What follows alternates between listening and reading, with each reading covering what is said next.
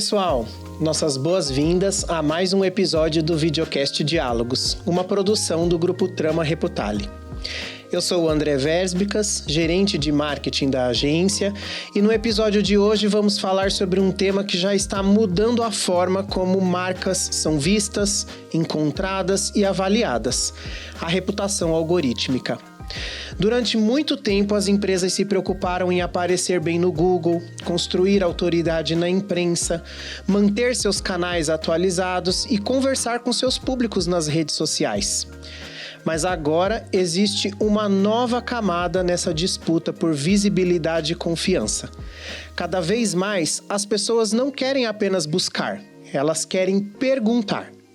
E muitas vezes, a primeira resposta que recebem não vem mais de uma lista de links, mas de uma inteligência artificial que interpreta, resume, compara e entrega uma resposta pronta. E aí surgem perguntas importantes. A sua marca aparece quando alguém pergunta sobre o seu setor para uma inteligência artificial? E quando ela aparece, ela é descrita da forma correta?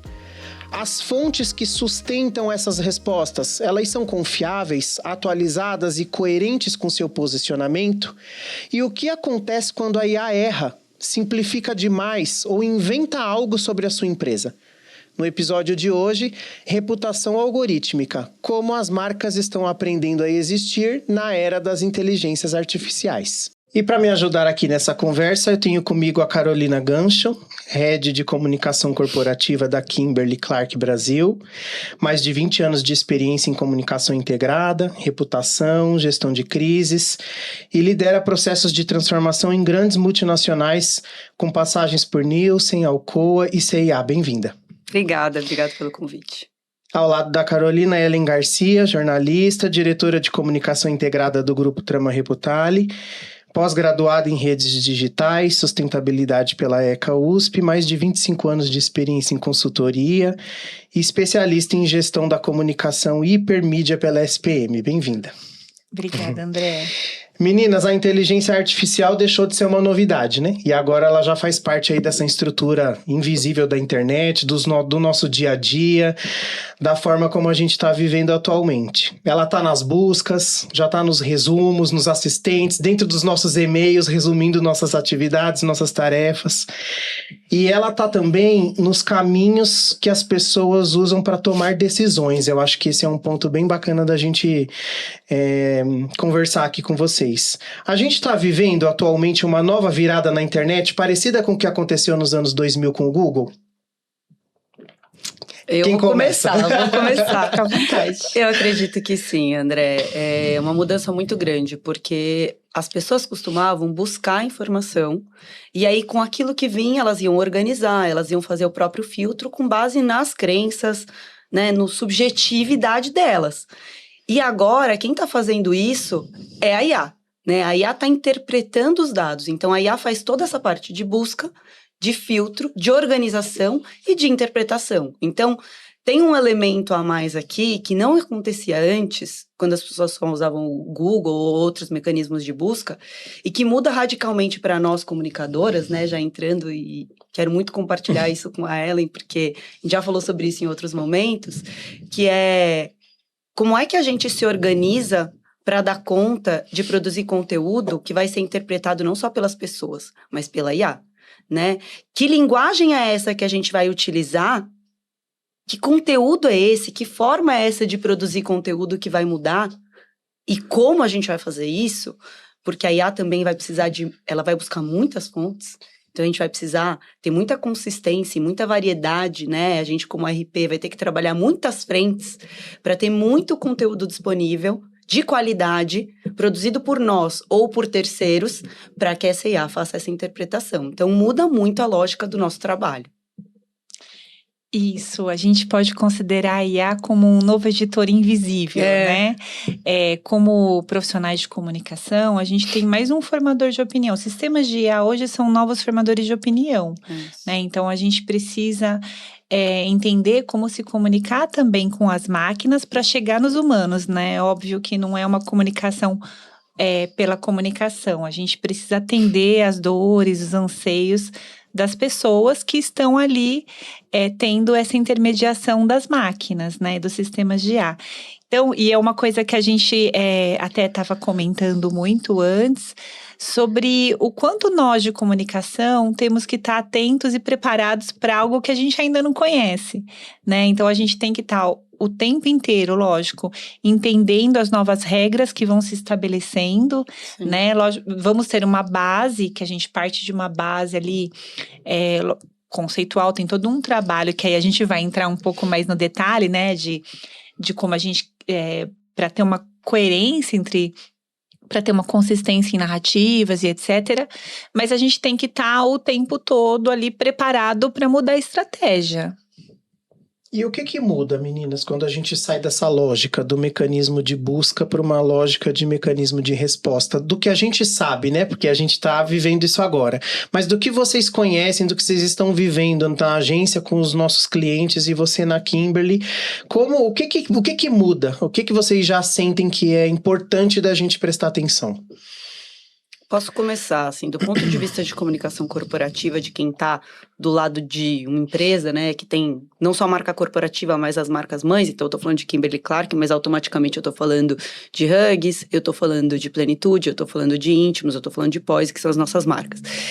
Muda muito porque, como eu adiantei um pouquinho antes, a gente precisa pensar que tipo de conteúdo é esse que vai ser codificável pelas ferramentas de IA, né, que é E a gente já sabe, né, que ele é muito baseado em pergunta e resposta. Então, como a gente vai construir esse conteúdo? E a gente também sabe, e a gente vinha falando disso, que ele não lê só texto, né? As IAs, elas vão pegar diferentes formatos, diferentes fontes, em vídeos, em redes sociais. Então, como a gente abastece esses diferentes canais, como a gente constrói credibilidade, consistência e coerência de conteúdos, porque a gente sempre precisou ter coerência, né? As marcas, a gente sabia, mesmo quando surgiu a internet, quando surgiu redes sociais, mas isso foi ficando cada vez mais acentuado, né?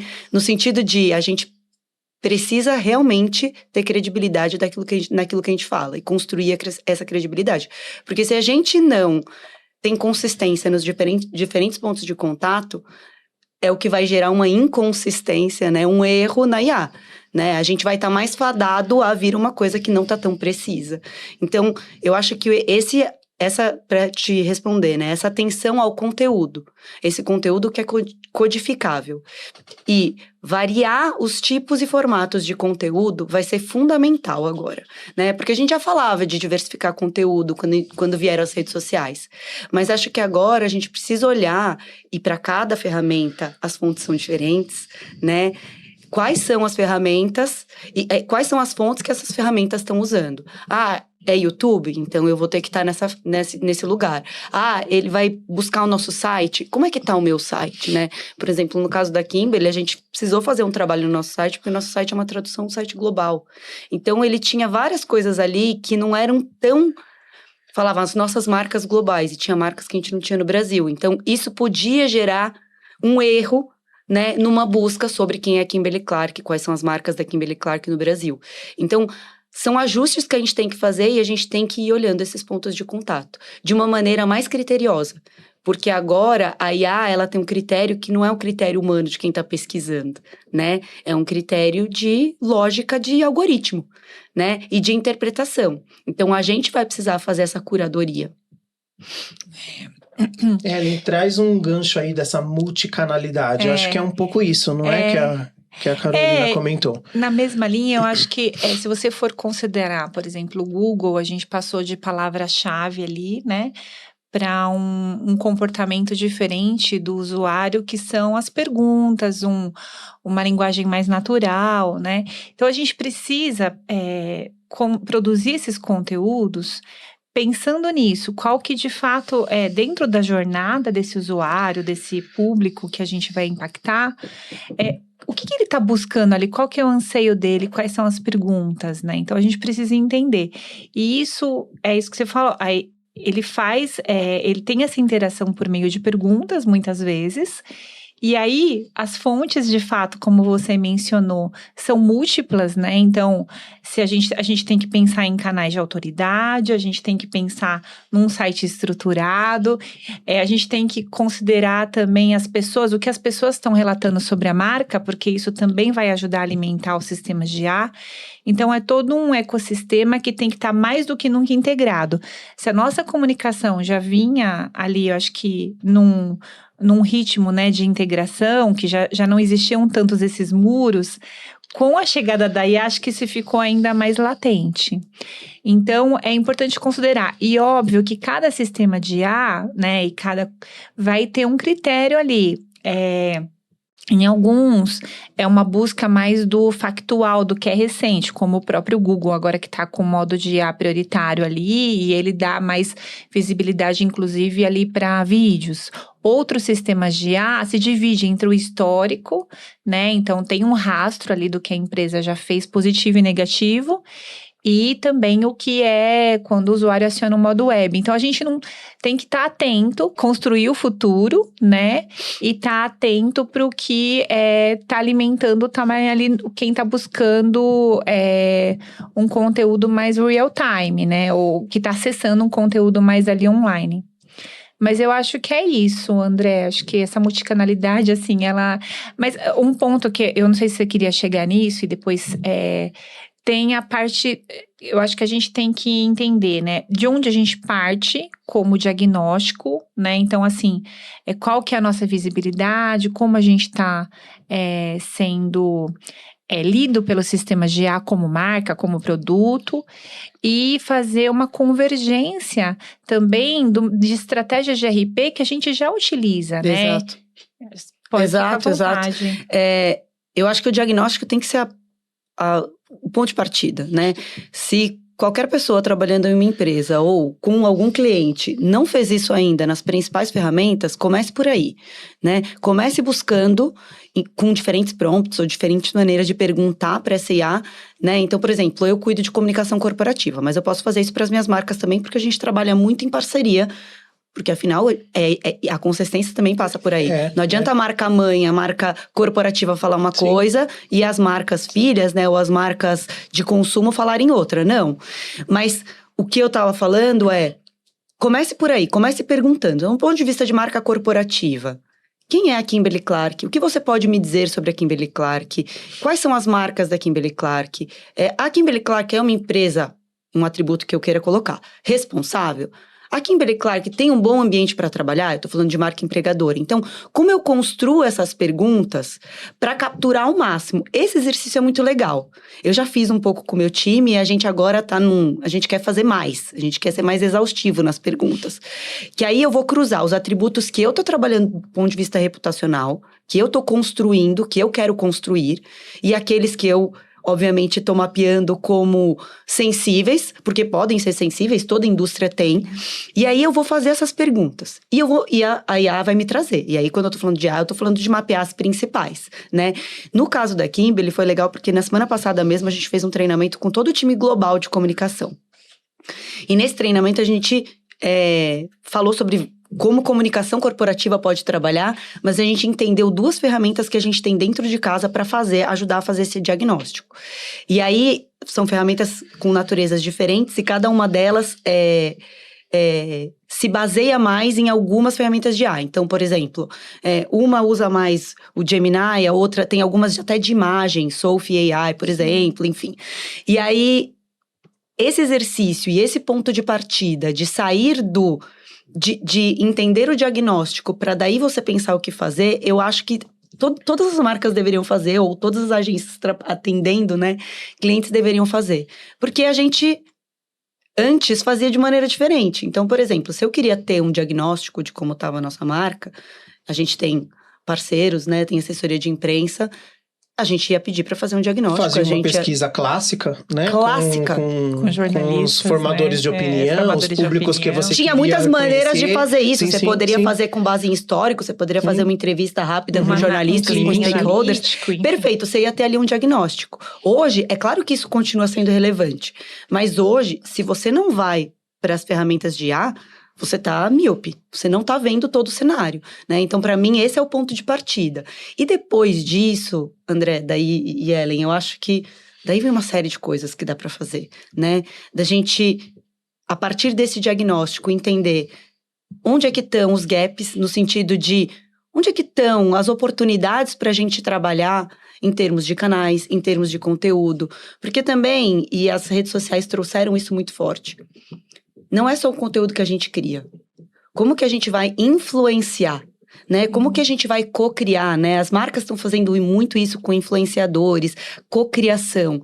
Gente, isso vai ser chave agora. Porque a gente não vai conseguir construir todo o conteúdo que se fala sobre nós, ou melhor, a gente pode até conseguir, mas as IAs vão usar tudo que elas estão vendo sobre nós. E tudo que elas estão vendo, provavelmente o que a gente construiu é uma pequena parte disso. A maior parte talvez seja o que a gente não construiu diretamente. Então, como que a gente vai influenciar? Como que a gente vai administrar? Né? E aí, a Ellen estava falando um pouquinho disso também. E elas vão cruzar esses dados, né? Então, a gente precisa, justamente dentro da metodologia de interpretação, elas vão cruzar esses dados. Então, a gente precisa mesmo garantir essa consistência, né? Então, o trabalho de relações públicas ou de comunicação, enfim, continua sendo estruturante quando você considera ali quais são realmente os atributos que eu quero trabalhar, como é a minha imagem, né? Como eu quero que a minha imagem seja percebida, a coerência entre imagem e identidade, enfim. Acho que isso continua sendo fundamental. A diferença é a leitura mesmo e como você vai trabalhando e influenciando. E eu vejo que também em diferentes áreas, isso também o comportamento é diferente, né? Sim. Então, fiz uma auditoria recente para a área de saúde, por exemplo, e assim, os governo, publicações acadêmicas ali na área de saúde, mas órgãos governamentais impactam muito o resultado. Tem um peso muito grande. Então, você tem que influenciar e trabalhar também, né, na medida do possível, mas você tem que fazer um trabalho de relações governamentais ali associado, isso mesmo. Né? Outras indústrias, os veículos de comunicação vão ser ali preponderantes. Então, assim, acho que não existe uma regra. 100%. A gente sabe que o que vai impactar resultado são realmente sites e fontes, né? Fontes de autoridade, sejam sites ou outros conteúdos ou outras plataformas na internet. E o próprio site, né, da empresa, mas além das pessoas que estão falando sobre a marca. Então, considerando isso, não tem como, a gente tem que partir ali mesmo de uma auditoria, né? Exato. O meu setor, a minha marca, Exato. Para poder pensar as estratégias. E até para cruzar, se os atributos reputacionais que a gente quer trabalhar e que a gente tem trabalhado proativamente são os que de fato estão sendo percebidos, né? Eu estava comentando com a Ellen, a gente faz um trabalho de posicionamento de executivos no LinkedIn já desde o ano passado. E é um trabalho consistente de planejamento, de mapeamento de tom de voz, de território de fala de cada um dos executivos e tudo mais. E a gente tinha uma foto, que era bacana, e a gente ficou, onde que a gente vai usar essa foto? Era uma foto que o nosso CEO, que tem 27 anos de empresa, fez durante a convenção de vendas desse ano, com líderes da área de vendas e trade marketing, que começaram como estagiários. E a gente abriu, agora, a gente acabou de abrir as inscrições para o programa de estágio. Eu falei, opa, deixa eu pegar aquela foto. E daí a gente produziu um conteúdo que era, vamos dizer... Então, assim, by the way, o programa de estágio está aberto, mas era para falar sobre desenvolvimento de carreira, sobre como aqui é um lugar onde você tem a oportunidade de crescer, de se desenvolver, de aprender e de se tornar um líder, né? E aí o programa de estágio vinha como um gancho quente para a história, mas na verdade a história era falar sobre como a KC é um lugar legal para trabalhar. E eu tô falando KC porque, no final dos contos, em algum momento eu ia falar KC, mas é Kimberly-Clark, tá? Como a gente carinhosamente fala da empresa. E assim, é claro que foi um conteúdo muito autêntico. O Cláudio, ele não começou como estagiário, nosso CEO, mas ele começou muito novo. Ele tem 50 anos e 27 anos de companhia. Então, ele começou no início da carreira. E ele foi uma pessoa que ele é um grande exemplo vivo de como a empresa dá oportunidades. Só que o post, eu não sei, eu não tô com os dados ainda, mas ele deve ter sido um dos melhores, se não o melhor do ano até o momento. Porque deu muita repercussão. E sabe o que foi mais legal? Que a maioria dos comentários era de pessoas que ou foram estagiários, primeiro assim, lógico, colaboradores atuais. Mas tinha muitas pessoas que comentaram que são ex-colaboradores. São pessoas que passaram pela Kimberly em algum momento, como estagiários ou não, e que estavam ratificando aquilo que ele estava falando, né? Então, realmente, a Kimberly é um super lugar para trabalhar. Aprendi muito, só gente boa, que lugar para você crescer e se desenvolver. Então, passou a não ser mais uma narrativa só construída por ele, mas pelas pessoas. E gerou até compartilhamentos. Então, muitas pessoas compartilharam o post dele e colocaram a própria narrativa, não só nos comentários, né?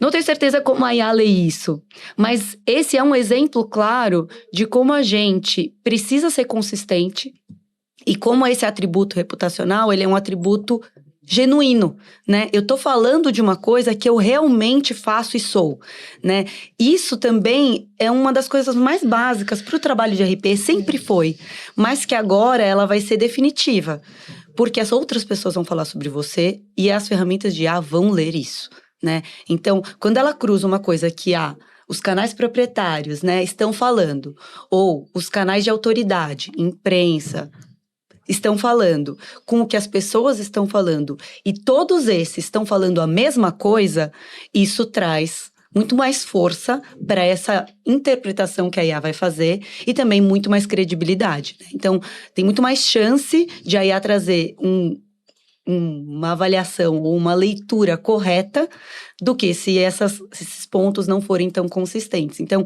é um exemplo que a gente nem imaginava que fosse viralizar tanto, porque a gente só precisava falar do programa de estágio com algum gancho que tivesse sentido. E no final das contas, foi super genuíno, porque a quantidade de pessoas comentando, meu CEO falou assim, nossa, ele me escreveu no WhatsApp. O post arrasou, o post bombou, porque ele ficou muito feliz de ver as pessoas ex-KC comentando e falando de uma forma tão positiva e genuína, né? Acho que isso que é o mais legal. E deixando de ser o factual, mas indo para a cultura, enfim, é o sonho, né? No sentido de resultado. Muito bom. Muito legal. Você até falou, eu não sei como é que a IA vai ler isso, né? Mas nem tudo também vai ser lido pela IA, mas certamente vai fazer parte ali da jornada dos principais públicos, né? Então, a gente considera, se você considerar ali, dando um exemplo muito específico, um jornalista ou, sei lá, um cliente que está procurando sobre a empresa. Ele vai lá, vê o que a IA diz, depois ele vai lá no LinkedIn para conectar com o CEO da marca. Então, ele também vai tendo, né, vai entendendo. Super. Na medida em que ele vai entendendo também a mesma narrativa, ou narrativas complementares, né, em cada canal, isso vai ajudando ele a formar opinião sobre a marca. Então, acho que é fundamental. A gente tem que considerar a IA, mas a gente também tem que considerar como vocês estão fazendo os outros canais, né? Então, faz todo sentido, né? Me colocando assim, pensando no candidato, né? Na jornada de candidato que vai participar de uma entrevista. É claro que ele vai usar IA, também vai usar IA, mas ele não vai usar provavelmente só IA. Ele vai entrar no site da empresa, ele vai... Nas redes sociais. Nas redes sociais, vai seguir o CEO, vai procurar olhar as plataformas de avaliação, né? Exato, então assim, a IA entra como mais uma fonte de busca. Em alguns casos, é uma fonte que tem um peso muito grande. Então, se eu tô falando da marca corporativa, eu sei que ela não é a única. Mas hoje tem gente comprando fralda usando a IA, né? Eu vou no chá de bebê. Vamos supor que eu não sou mãe, que não é o caso, eu sou. Mas supondo que eu não sou mãe, ou seja, eu não entendo nada dessa categoria. Não entendo de fralda, eu não tenho filho, não tenho sobrinho, não convivo muito com... Não entendo. Eu vou na IA e eu vou me dizer, olha, qual é a melhor fralda? Eu tô indo no chá de bebê e tal, qual é a melhor fralda? Pode ser que essa seja talvez a única fonte, né? Então, a gente tem que pensar nos diversos pontos de contato, tanto do ponto de vista de marca corporativa, quanto das marcas de consumo, porque às vezes a IA, ela é o único, às vezes não. Que bom, né? Porque daí a gente pode trabalhar todo o ecossistema. Mas eu já fiz essa busca também, né? Já fiz esse prompt para IA, para ver o que traz, né? Por sorte, traz a nossa marca bem posicionada. Mas como a gente influencia nisso, né? Porque daí E aí, quando a gente falou, voltando para o diagnóstico, não é um diagnóstico, são vários, né? Se eu trabalho com as marcas, são vários diagnósticos que eu vou ter que criar para endereçar questões diferentes do negócio, né? E então, com uma recorrência, né? Muito grande. Uma coisa é. Um candidato que já tem uma predisposição porque ele vai participar de uma vaga, ele está se candidatando para uma vaga nossa, beleza. Outra coisa é uma pessoa que não tem nenhuma conexão e que só vai para um chá de fralda, um chá de bebê e quer comprar uma fralda, né? Para uma tomada de decisão de consumo. É muito diferente, né? Então, a gente realmente, nosso trabalho está ficando complexo cada vez mais. Sempre foi, né? Complexa essa construção da reputação, né? Porque vocês estão falando essencialmente disso, né? Da construção da reputação de uma marca. E eu acho que a sacada de chamar isso de reputação algorítmica é porque a gente inclui o algoritmo como um formador de opinião também, certo? Ele é mais uma pessoa, entre aspas, que a gente vai precisar monitorar. Ellen, de uma forma simples, o que é? Vocês já falaram sobre isso, mas o que é, de uma maneira mais simplificada, reputação algorítmica? Eu acho que é o que a gente até comentou, né? Mas resumindo, é a forma mesmo, é como que a marca está ali projetada e como ela está sendo lida pelos sistemas de IA, né? Então, acho que a reputação algorítmica, na verdade, é uma extensão do conceito de reputação, né? Que a gente trabalha, eu acho que com vários públicos, a gente sempre teve esse foco de trabalhar vários públicos, para que eles tivessem realmente, com o objetivo de eles formarem a imagem compatível com a identidade da marca. Então, ter essa coerência, ter essa consistência de discurso, né, de narrativa, como a gente estava falando, é a base de todo esse trabalho de reputação. A diferença é que tem os sistemas de IA ali que estão interpretando, né? Então, ele é mais um formador de opinião dentro desse contexto. Mas é uma extensão, na verdade, ele potencializa. E assim, eu acho complexo, mas ao mesmo tempo é muito gratificante a gente ver o quanto os sistemas de IA dão crédito, né? Até vou voltar. É muito legal, assim, é muito gratificante a gente entender o quanto os veículos de autoridade, como os veículos de imprensa, por exemplo, têm um grande impacto na IA. Um peso enorme, né? Tem um grande peso, porque acho que referenda ali toda essa necessidade de trabalho de reputação mesmo, fortalece esse trabalho, né? Muito, muito, porque são veículos mesmo que têm credibilidade, né? Então, uma das coisas que quando você estava explicando sobre reputação algorítmica me ocorreu é que para nós comunicadores, né, e eu já fui em alguns eventos de comunicação e tal, muito se fala sobre como a IA pode ajudar nosso trabalho de comunicação, acelerar, como a gente usa a IA para produzir release, para trabalhar imagens, e tem muitas ferramentas como ferramenta de produtividade, ok, mas para nós tem toda uma outra seara, que é isso que a gente está conversando, que é o que a IA está dizendo sobre nós e como que a gente vai trabalhar nisso, né? Então, a gente tem um adicional aí de pensamento, de atuação também, para a gente trabalhar sobre isso, né? E eu gosto como você falou, né? Eu sei que é complexo, mas é uma complexidade legal porque ela abre muitas portas pra gente, né? E eu acho até que ela traz, eu acredito muito nisso, que ela traz ainda mais força para o trabalho de relações públicas. Porque muitas vezes, eu quando estudei na faculdade, há muitos anos atrás, melhor não falar de quando foi, mas há muitos anos atrás, quando eu estudei, a gente falava muito desse trabalho invisível, né? Esse trabalho behind the scenes, né, atrás, no bastidor. O Relações Públicas era aquele que não aparecia, era aquele que fazia o trabalho todo ali por trás. E cada vez mais, e não só agora com a IA, mas de novo, nessa crescente que a gente veio falando, André, né, internet, rede social e agora com IA, é um trabalho que vai ganhando cada vez mais protagonismo no cenário das organizações, né, o trabalho do RP. Porque, de fato, você ter um relacionamento consistente com os diversos públicos, você construir credibilidade, que não é uma coisa simples, né, não é só disparar um release, é você construir um relacionamento com o jornalista para que, inclusive em momentos de crise, a sua narrativa seja que esteja ali na frente. Então, é um trabalho que cada vez mais, de novo, é complexo, mas eu concordo com você, é gratificante, porque cada vez mais ele vai ganhando força no cenário das organizações. Porque se a gente não tiver essa consistência nos diversos pontos de contato com os diversos stakeholders, os furos na IA vão acontecer, né? Então, de novo, eu vinha comentando, enquanto a gente estava conversando antes aqui do podcast, na Kimberly-Clark, em 2023, no Brasil, a gente fez um movimento de negócio de vender uma divisão do nosso negócio que era de produtos de papel. A gente vendeu algumas marcas de papel higiênico, de papel desse dispenser que vocês encontram. Só que imagina, esse dispenser chama Kimberly-Clark Professional. É a nossa marca que estava ali de alguma forma. Então, muita gente, quando falava de Kimberly-Clark, automaticamente relacionava a toda essa divisão de produtos. E a gente vendeu esse negócio numa negociação com a Suzano, super bem sucedida, para a gente focar no mercado, no setor de cuidados pessoais. Quando a gente fez esse movimento, claro que tinha toda uma complexidade de negócio, mesmo reputacional, de a gente mostrar que a gente tinha força, que a gente ia focar. Por que a gente estava fazendo esse movimento de negócio? Então, todo o trabalho de RP, de comunicação, foi muito focado em mostrar a visão do futuro da companhia, por que a gente estava fazendo isso, para onde a gente estava indo e tudo mais. Então, a gente fez esse trabalho muito bem.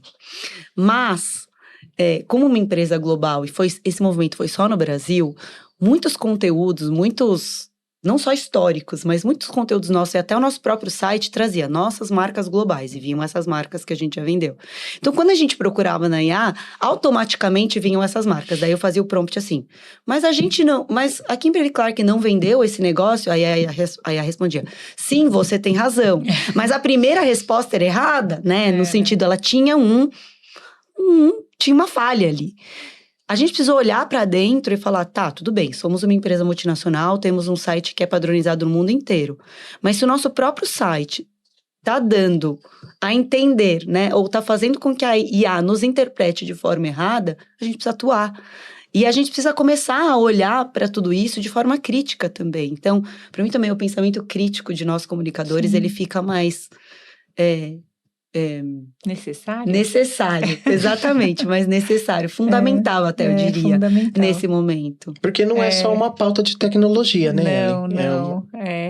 Não, e assim, a gente sempre defendeu, né, que a reputação, ela é construída em médio e longo prazo.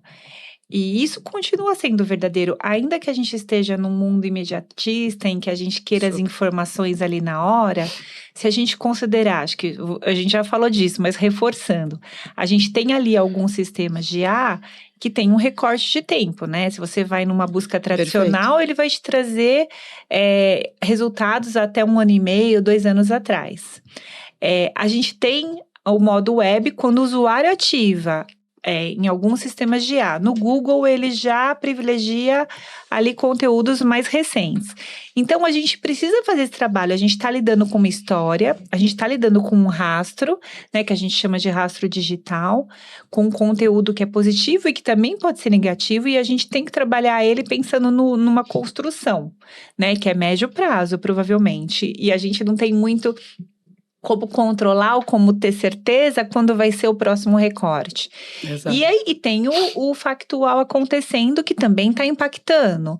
Então, a gente tem que administrar essas duas coisas. E o que você falou, né, de dar essa credibilidade, de dar, acho que essa notoriedade para a área de relações públicas, a gente sente ali no dia a dia da agência mesmo, os clientes vindo com essa demanda. Olha, o trabalho que vocês fazem também ajuda na IA? Como é que vocês estão trabalhando a IA?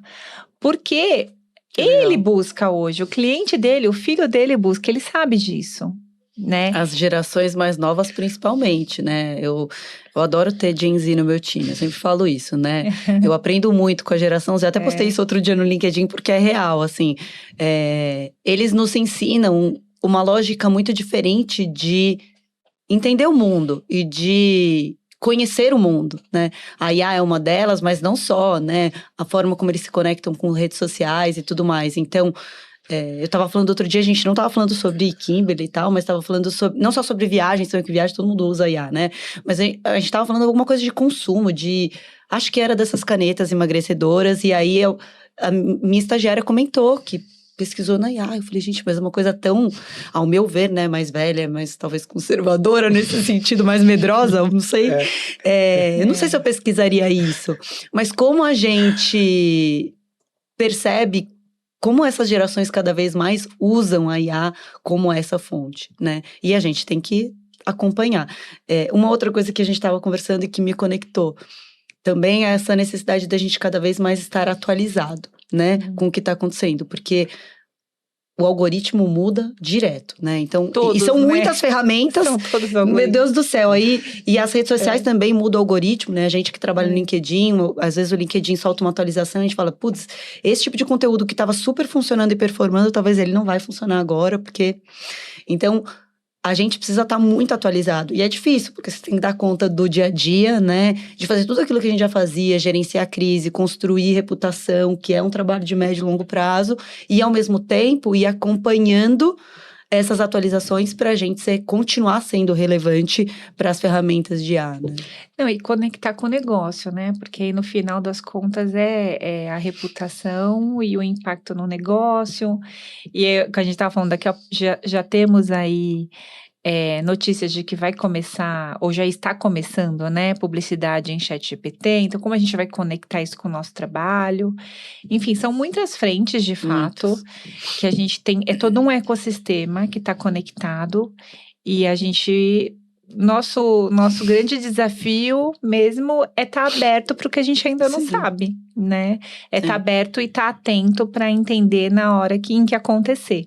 Mas a gente tem uma boa base, eu entendo que a gente parte de ali, porque no final das contas a gente tem que partir de um trabalho que é estruturante ali, né? De como a gente quer posicionar a marca. Isso, que é isso, são os atributos de reputação, isso não vai mudar, né? O que vai mudar é as fontes que vão nos ajudar a trazer esse diagnóstico e os caminhos que a gente vai trabalhar, que agora vão ser diversos, né, como a gente falou, para endereçar esses pontos. Porque no fim do dia a gente continua precisando olhar para dentro, para nossa marca, para os nossos atributos, para o trabalho que a gente faz, para garantir essa coerência e para garantir que o que a gente está falando para fora, a gente de fato faz aqui dentro. Porque de novo, se a gente não está fazendo isso, a gente está ferindo um dos princípios básicos de comunicação, né, de relações públicas. A gente precisa, de fato, falar alguma coisa que a gente esteja fazendo, que a gente realmente seja e que a gente tenha como provar. Eu sempre gosto de trazer, desculpa que a gente usa esses termos em inglês, né, mas esses proof points, que são exemplos práticos e reais de que isso que eu tô falando eu realmente sou, né? Então, para eu dizer que a Kimberly é um bom lugar para trabalhar, que exemplos dentro de casa eu tenho? Quantas pessoas eu tenho que têm mais de 10 anos de casa, né? Quantas pessoas foram promovidas? Diversidade. Então, tem uma série de atributos e de exemplos práticos que vão me trazer, que vão me dar exemplos de que eu sou aquilo que eu tô falando. Então, a base, como você falou, né? A fundação, ela é a mesma. O que muda um pouco é a nossa forma de atuar para endereçar os temas, né? Para endereçar e para continuar construindo a reputação no fim do dia. Sim, é fato, é o lastro, né? Isso. Enfim, mas eu acho que é nessa linha mesmo. A gente vai... É uma continuidade do nosso trabalho, que a gente tem ele potencializado mesmo, né? E como que a gente transforma esse tema numa agenda de negócios? E a gente extrapola um pouco essa preocupação dos times de marketing, de comunicação, e leva isso para uma agenda de negócios mesmo da companhia. Você deve vivenciar isso diariamente, né? Pelo que você está falando, isso já faz parte da sua agenda de negócios da Kimberly-Clark. Mas uma empresa que está ali pegando a sua dica daquele diagnóstico, entra nas IAs e começa a fazer isso agora. Ela vai levantar uma série de informações. Como que ela transforma isso numa agenda mesmo que faça ela avançar para além do departamento dela? O que vocês têm a contribuir? Legal. Posso começar aqui, depois a Ellen me complementa, que a Ellen tem visão de várias empresas, né? Eu acho que a primeira coisa, André,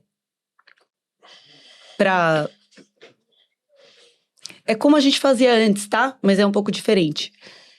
Depende muito do poder que essa área de comunicação ou da credibilidade que essa área de comunicação tem dentro da companhia, né? Do valor que ela agrega.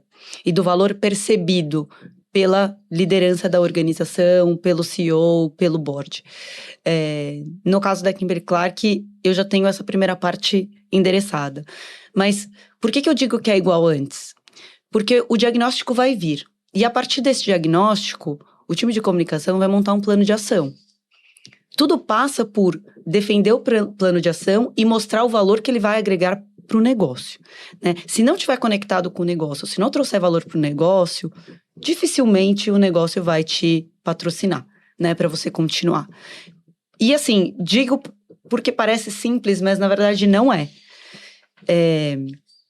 Muitas vezes, os comunicadores ainda têm dificuldade de conectar o trabalho que eles fazem com o valor que gera para o negócio. Porque não é tão simples quanto vender um produto, né? Que vai te trazer uma rentabilidade. Reputação é um ativo difícil, às vezes, de a gente materializar. Mas o trabalho é o mesmo. É só a forma de fazer que é diferente. Eu volto até na resposta anterior. Então, é construir um bom diagnóstico e construir um bom plano de ação e mostrar com KPIs qual é o valor que a implementação desse plano de ação vai trazer para o negócio, para a marca, e não só para o ativo intangível que é a reputação, mas para o negócio. O que o negócio tem a ganhar, e aí eu estou falando de maneira abstrata, você pode talvez contextualizar com alguns clientes práticos, mas o que esse negócio, nesse setor que ele tem de atuação, tem a ganhar com esse trabalho que vai ser feito. Porque cada vez mais o nosso trabalho de comunicação é mostrar o impacto que tem para o negócio. E esse impacto pode ser um impacto interno. Então, por exemplo, eu que trabalho com comunicação corporativa e olho para os públicos, né? Colaborador e todos os outros, né? Para fora, para dentro e para fora. O impacto pode ser para o colaborador, o impacto pode ser para o teu acionista, o impacto pode ser para o teu cliente, o impacto pode ser para o consumidor final, como é o caso, né? O impacto pode ser para o governo, a depender da indústria. Então, assim, qual é o impacto que fazer esse trabalho e qual o risco se esse trabalho não foi feito, né? A gente precisa começar a falar o linguajar do negócio. E falar o linguajar do negócio é mostrar a oportunidade e o risco. Né? Mostrar como o negócio tem a ganhar, se fizer, e o que o negócio tem a perder, se não fizer. Eu acho que a gente precisa começar por aí. Assim, na Kimberly, assim, a gente é uma empresa grande, está avançado e tudo mais, mas a gente está começando esse trabalho agora, né? De estruturar isso do ponto de vista corporativo. As marcas também já estão começando a estruturar esse trabalho. Todo mundo vê valor, mas porque já tem esse meio caminho andado, como você falou, André. Mas acho que tem uma questão agora de não só ver o valor, mas de entender o real impacto que vai trazer, pra gente conseguir. Porque tem coisas que vão ser ajuste simples, vai ser ajuste de mensagem. E tem coisa, gente, que vai ter investimento. E daí, quando entra no tema de investimento, é que a gente precisa realmente mostrar o impacto que vai gerar, pra gente defender esse investimento. O impacto e a velocidade que esse impacto vai... É isso. Né, que ele vai chegar. Isso, eu acho que é impacto, risco e oportunidade de negócios também, Sim. né? Porque quando você... Dependendo do contexto, você está mais ligada à comunicação com foco corporativo. Mas eu imagino que também tem a ver com né? Deve ter bastante interface com produtos. E a gente lida também muito com empresas em que a gente responde, às vezes faz comunicação mais focada no digital, e aí tem o objetivo de gerar negócios. Então, o que eu entendo é que, eu concordo super, né? Acho que a gente está super em linha de que é o mesmo procedimento, a gente precisa de um bom diagnóstico para um ponto de partida, e é um ambiente, acho que a grande oportunidade para nós é que é um ambiente que tem muitos dados. Né? Então, de fato, a gente consegue mostrar ali, fica menos subjetivo do que antes, no sentido de que você está mostrando, olha, eu estou posicionada de tal forma, meu share of voice na plataforma X é tal, né? Pensando em mercado, ou pensando em produto, e a gente vai implementar essas aqui mudanças para chegar ali com um meta tal. Um share of voice desejado de X, né? Isso, então a gente consegue, acho que é a gente conseguir ler esses dados, o nosso grande desafio, mas a gente tem muitos dados que ajudam, que estão mais conectados já à linguagem de negócios, né? Nossa, total. Então, é intangível, mas tá ficando cada vez mais tangível, né? Eu lembro, de novo, entregando a minha idade de quando eu fiz RP, né? E até hoje a gente usa um pouco centimetragem para matéria de imprensa. De imprensa. Tá, gente, mas assim, isso é só uma tentativa de realmente materializar e de trazer o número, porque não é bem isso, né? É muito além da centimetragem, porque não é uma publicidade. Isso. Mas a gente usou isso, e hoje eu concordo com você. Os KPIs, eles são, né, os números que a gente tem, a quantidade de dados que a gente tem para mostrar o valor são infinitamente melhores, tá muito mais fácil nesse sentido. Acho que o desafio, de fato, é interpretar e usar os dados, porque quando eu falo de falar, né? A linguagem do negócio é um pouco isso, né? O negócio, ele vai precisar desses dados. Então, quando a gente prova, né, por A mais B, que é isso e que faz sentido, acho que o negócio tende a nos apoiar. E até porque, assim, falando da nossa jornada na Kimberly, eu fiz uma reunião, estou numa divisão de negócios dentro da empresa, que é só com países asiáticos. Chama International Personal Care. Então, as minhas pares de comunicação dos outros países são minhas pares de comunicação da Indonésia, da China, da Austrália e Nova Zelândia. Mercados muito diferentes, inclusive culturalmente, do nosso. E eu tive em fevereiro para fazer uma reunião de time. Vamos... A gente sempre se fala online, claro, fuso horário maluco. Mas a gente fez uma reunião de time em Singapura. E a gente saiu de lá com 2 prioridades. Uma delas é, queremos ser referência em IA. Então, quando o time de comunicação... Porque IA, gente, é nova para todo mundo. Para todo mundo. E muita gente ainda está pensando em como usar a IA como uma ferramenta de produtividade. Quando a gente sai na frente, no sentido de pensar como que a IA está falando sobre a nossa marca, o nosso produto, e quando a gente de fato sai na frente, estuda, se informa, entende e se coloca como essa autoridade na organização, fazendo um business case, né, defendendo muito bem, eu acredito que é difícil a gente não conseguir seguir. Porque hoje ninguém está... Talvez... Tecnologia, como você falou, André, esteja sabendo um pouco mais. Mas eles também não conseguem trazer essa questão do ativo da reputação, né? Eles não estão olhando também as ferramentas de IA por esse prisma. Quando a gente se coloca na vanguarda desse conhecimento, desse entendimento, e traz uma recomendação, se ela estiver muito bem estruturada, eu acredito que o negócio tem como. Porque tem como acatar. Porque hoje ninguém tá falando sobre... Assim, muita gente tá falando sobre isso, mas ninguém sabe exatamente como fazer. Eu digo porque a gente tá aprendendo lá. Sim. Tô fazendo treinamento com o time. A gente está entendendo ainda o que a gente de fato pode fazer. Mas o meu CEO não sabe, né? Então, se a gente se coloca nesse lugar, eu acredito que a gente tem muita chance de prosseguir e de liderar essa agenda dentro do negócio. E outras áreas também vão entrar nessa conversa, né? Tem o jurídico, a tecnologia, não tem como fazer sem colaboração. Enfim, não é só uma agenda da comunicação, né? É isso. Mas se a gente liderar essa agenda... Sem dúvida, em parceria. Tem que ter parceria, né? Não tem como fazer sem o jurídico, não tem como fazer sem marketing. No caso, por exemplo, no meu caso, que tem as empresas de consumo, mas eu acredito que funcione para muitas indústrias também, para muitas empresas. Tecnologia, claro, porque eles é que vão dar o caminho, né, desse plano de ação. Mas eu acho que é um trabalho colaborativo. E o meu push é como a gente lidera, né? Como a gente puxa essa agenda, como a gente... de fato, é protagonista dessa agenda. A gente sempre falou que se você não falar sobre você, alguém vai falar, né? Perfeito. Agora, eu acredito que se você não liderar essa conversa, a IA vai liderar do jeito que ela quiser, né? Porque ela vai interpretar com base nos dados abertos. E aí a gente não tem... a gente não pode se dar o luxo de ficar parte dessa conversa. Jamais. Então, acho que isso vai, de fato... acho que é mais concreto para os próprios executivos, para as áreas que precisam investir, né? Para o negócio como um todo, acho que torna um pouco mais concreto ali. Eu adorei essa frase. E me trouxe uma outra, que eu sempre uso. Quem trabalha comigo sabe, que comunicação não é aquilo que a gente fala, é o que o outro entende. Então, o que a IA está entendendo sobre o que a gente está falando? Porque daí volta aquilo que eu falei no início. Se a gente não modular o nosso conteúdo para que ele seja codificável, compreensível e interpretado da maneira como a gente quer pelas IAs, né, ou pelas ferramentas de IA, esquece. Porque às vezes a gente faz um discurso lindo, maravilhoso, e aí? Ninguém entendeu nada. Então esquece, né? E agora a gente tem que olhar para as IAs nesse caminho também. Então. E aí a gente vê, né? As grandes corporações estão ali se adequando, construindo processos. Então, de fato, é algo novo e tem oportunidade para todas as marcas, de todos os portes, né? Super. Não é só para as grandes, a gente está no momento… O bom da IA é que ela é democrática, né? Então, assim, tem lugar para todo mundo. Exatamente.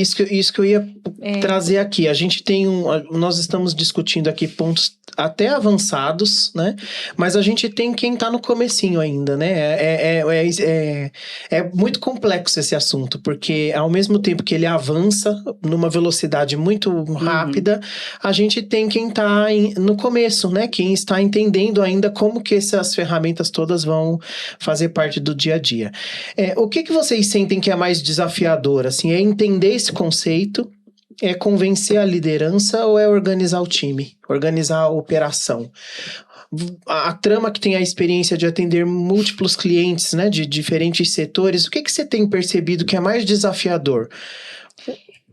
Eu acho que pelas empresas com quem eu tenho conversado, acho que é de fato não é um convencimento, ainda é esse processo, é mudar os processos de trabalho, né? E ter esse foco também. Eu não sei se é desafiador como que eu posso dizer? Eu acho que todos os comunicadores, em alguma medida, especialmente das empresas que já têm uma presença maior de mercado, já estão antenados.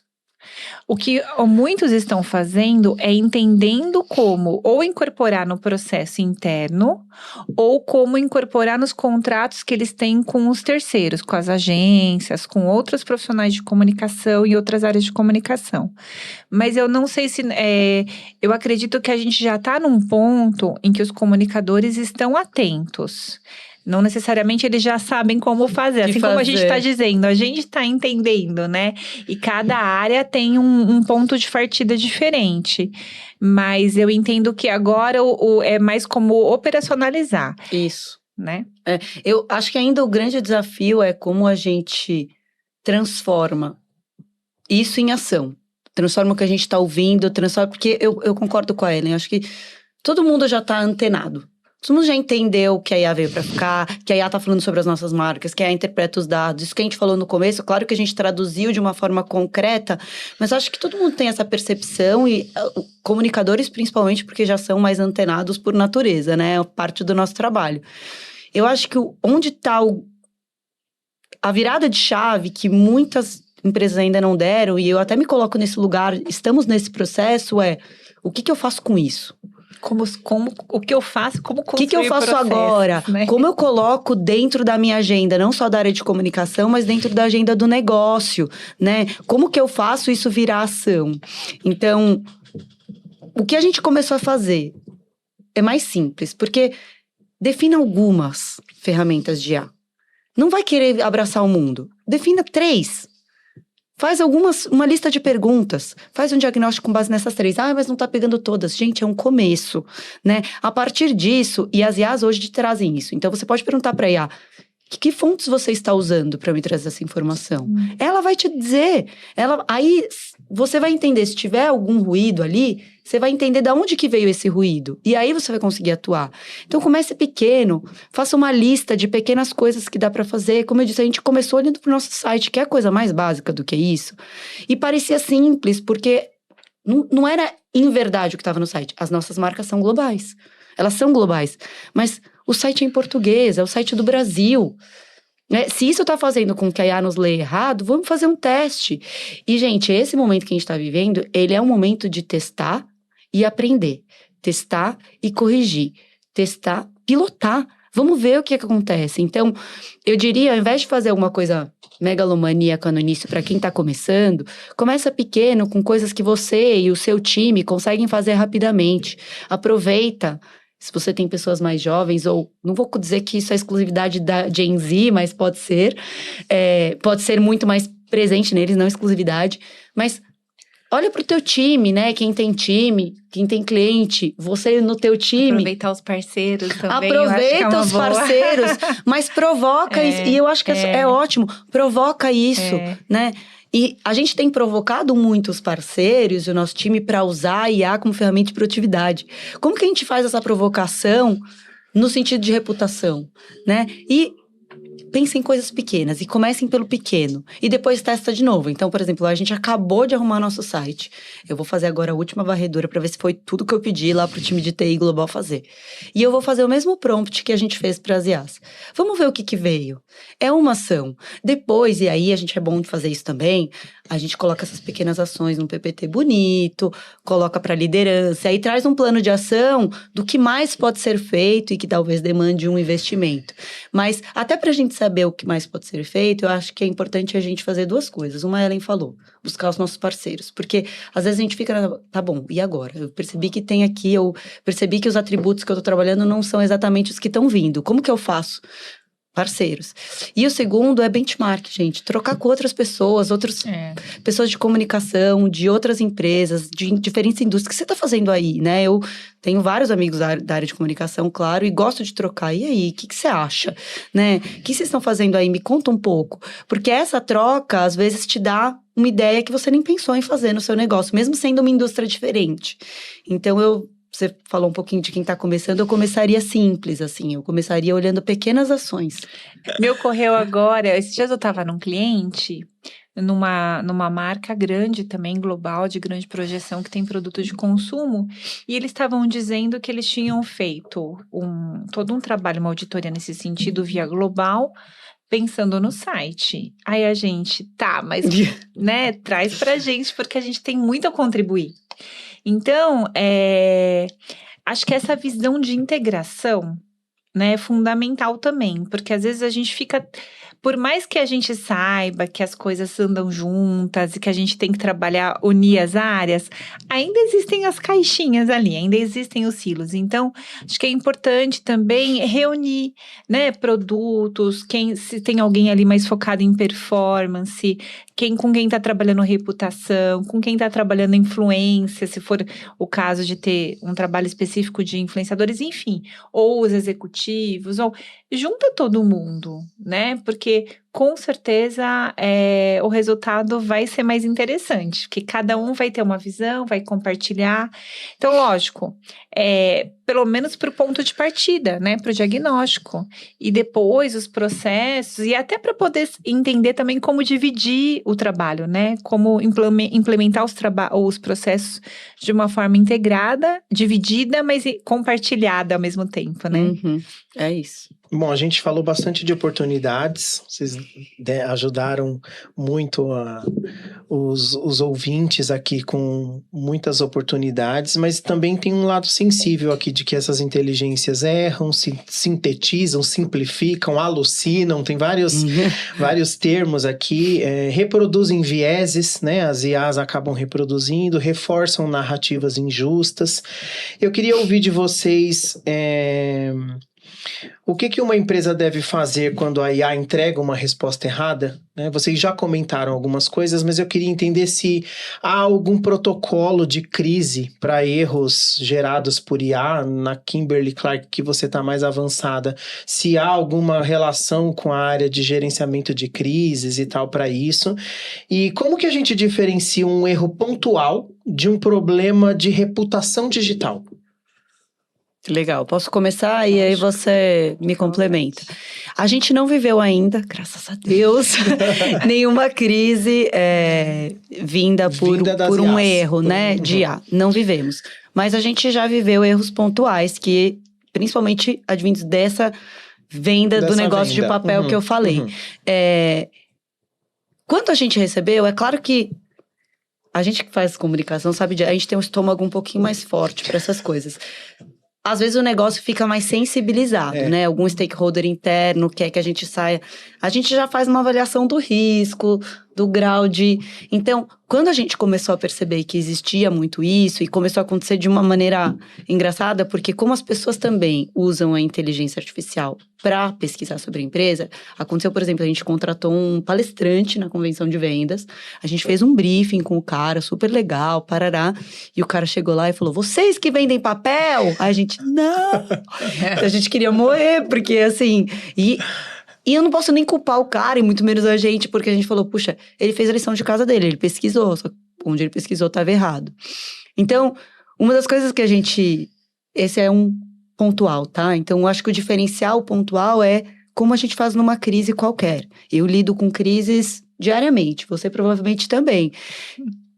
Tem crises e crises. Tem coisas que são menores, que uma errata, uma correção, uma tarará, e tem... Né, vão sair ali umas matérias, você vai acompanhar, vai ver e tal. E tem coisas que vão ter uma dimensão maior. Eu acho que a avaliação é a mesma. Mas em todos os tipos de crise, nas de menor alcance, nas de maior alcance, a gente sempre atua. Então, como atuar nesse caso? Nesse caso que a gente teve, claro que a gente está fazendo uma avaliação aí que é muito maior para a gente poder fazer esse ajuste, mudar o site e tudo mais. Mas sabe uma coisa simples que a gente começou a fazer? A gente falou assim, tá, se a IA tá dizendo isso, como então, no meu ponto de contato, na hora que eu tô brifando um palestrante, na hora que eu tô falando, eu reforço. Então, ó, a gente não é mais papel. Porque a gente costumava dizer que a gente era. A Kimberly-Clark é uma empresa de 150 anos, tá no Brasil há 30 anos, e muito bonito, tem as marcas tal, tal e tal. Aí agora a gente fala assim, uma coisa importante para você saber é que a gente não é mais essas marcas aqui. A gente vendeu, a gente fez esse movimento para focar justamente nessas marcas que eu tô te falando. A gente começou a ser mais literal na hora de falar. Virou uma mensagem-chave. Virou uma mensagem-chave. E sei lá, se é bobo ou não, mas a gente não costumava dizer, porque a gente só dizia o que a gente era. Mas aí vinha uma série de outras coisas que a gente já não era mais. A gente começou a fazer isso. Então, acho que a gente precisa ter a frieza, que nós comunicadores temos, às vezes o negócio não tem, mas a gente precisa ter a nossa frieza e a nossa competência de avaliar qual é o alcance daquela desinformação, daquele erro, daquela alucinação da IA, né? Qual é o alcance, qual é de fato o risco reputacional que aquele erro traz? E daí, a partir daí, montar um plano de ação. Como a gente faria com qualquer outra crise que saísse na imprensa, que com algum cliente nosso. Eu acho que a lógica é a mesma. Primeiro é você categorizar. E depois você pensar num plano de ação. E como em toda crise, tem coisas que são curto, tem coisas que são médio, tem coisas que são longo prazo, né? Então, numa crise, tem um posicionamento reativo, como, né, uma crise que sai na imprensa, por exemplo. Quais são os primeiros passos que você vai fazer? Numa crise na IA é entender de onde está vindo. Eu consigo atuar rapidamente para mexer onde que essa IA está usando como fonte para poder fazer essa correção? Consigo? Não consigo? Né? Então, acho que tem que ter uma avaliação. E gerar sua própria versão, né? Porque assim, né? Como posicionamento de imprensa, né? Conduzir a narrativa também, porque é isso, você vai conseguir atuar ali com aquele canal para corrigir uma informação, você vai conseguir atuar com o usuário se ele está falando mal da marca, né? Vale a pena? Essa é a primeira avaliação. E depois, se ela está interpretando, então eu também preciso dar minha versão dos fatos. É isso, e perfeito. Como e onde eu vou dar essa versão dos fatos para que ela também leia na interpretação dela. Eu acho e que aí isso aí. Eu acho que é a mesma coisa que a gente já fazia, mas agora tem alguns elementos a mais. E você falou do viés, eu acho que é interessante também a gente reforçar isso, né? Porque, como a gente costumou e já falou em outros momentos, na trama, que a IA ela é um reflexo da sociedade, em termos de produção de conteúdo, né? Ela está ali expondo tudo que a sociedade está produzindo de conteúdo ou toda a forma como a sociedade está enviesando algum assunto, né? O olhar enviesado da sociedade. Então, a gente precisa ter esse olhar se o conteúdo a respeito da minha marca, ou a respeito do setor onde eu atuo, ou da minha causa, né? Naquilo em que eu acredito, está enviesado, a gente tem uma responsabilidade de atuar ali para também dar esse contraponto, para corrigir as informações na medida do possível e também ter um trabalho educativo. Quer dizer, aí de novo, a gente volta no influenciar. Influenciar quem está também produzindo conteúdo a informação errada. Então, a gente tem a nossa responsabilidade, a gente pode atuar por meio dos nossos canais, mas a gente também pode atuar influenciando, né? 100%. E quando a gente fala de marca de consumo, eu vejo muito esse viés que você está falando, né? Então, se existe uma percepção, por exemplo, a gente tem Íntimos, é uma marca que é top of mind. Então, se Íntimos já é, na sociedade, entre as meninas e mulheres que menstruam, uma marca top of mind, provavelmente esse é um viés que vai aparecer. Provavelmente não, que a gente já comprovou, mas isso vai aparecer. Agora, se eu sou uma marca, por exemplo, menor, que eu tenho pouca notoriedade, que tenho pouco market share, presença de mercado mesmo, não adianta eu querer que isso apareça na IA, né? Primeiro a gente precisa fazer um trabalho de construção. Por isso que quando você fala de realmente ser um trabalho conjunto entre várias áreas e cada vez mais integrado, precisa ser, né? Porque para a gente aparecer como relevante na IA, a gente precisa ser relevante fora da IA, porque conversa, ela na vida, porque ela vai usar isso. Ela vai usar isso como base. Não basta corrigir o site só, né? É isso. Então, no fim do dia, por isso que eu falo, sempre são ações de curto, médio e longo prazo. Tem uma ação longuíssimo prazo, porque para você construir um equity de uma marca, vai muito tempo, né? Para você fazer sua marca chegar a ser top of mind, como a nossa isso leva muito tempo, leva relacionamento, leva investimento de marketing e de RP. Então, o viés, ele existe e a gente precisa entender. Também não dá para você achar que, né, a IA vai falar aquilo que você quer ouvir. Ela vai falar aquilo que as pessoas estão dizendo sobre você. Que é como eu falei, uma parte é o que você está dizendo e outra parte é o que a sociedade está dizendo. E aí, em resumo, assim, a gente tem técnica, a gente tem estratégia, tem técnica, mas no final, o que conta mesmo é essa coerência, né? Isso, exato. E a consistência, a coerência e a consistência. Então, eu vou puxar esse gancho para dizer que a gente está chegando ao final de mais um episódio. A conversa foi bem produtiva, mas antes de terminar, eu queria ouvir uma mensagem final de vocês. Vai bem de encontro com o que... Acho que a Ellen já respondeu, mas eu vou fazer mesmo assim a pergunta. Eu quero entender de vocês se a reputação da marca passa agora a ser mediada também pelas inteligências artificiais. O que as empresas precisam proteger a todo custo? É visibilidade, é coerência ou é confiança? Pode começar, Carol? Visibilidade, coerência ou confiança? Confiança. Eu adoro falar de confiança, tá? Porque não existe confiança se não houver coerência, né? E se não houver visibilidade. Então, para mim, confiança é a base de qualquer relação, inclusive entre pessoas, né? Sim. Aqui. Se vocês não confiassem que eu tivesse alguma coisa boa para compartilhar hoje, vocês não teriam me convidado. Então, para mim, confiança é realmente a primeira coisa, né?